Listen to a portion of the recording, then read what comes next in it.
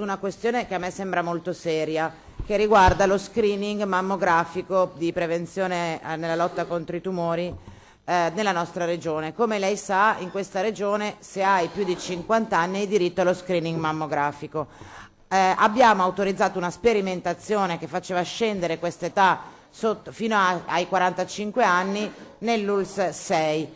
Da quello che a noi risulta è stata una sperimentazione utile, che è stata molto apprezzata dalle donne e che io credo debba essere un modello che proviamo ad estendere, non più in termini di sperimentazione, ma come presidio generale per la nostra sanità veneta. Ogni anno, come lei sa, ospitiamo, grazie alla collega Rizzotto, in questo Consiglio le associazioni che sulla lotta ai tumori e lo screening fanno la loro ragione di vita.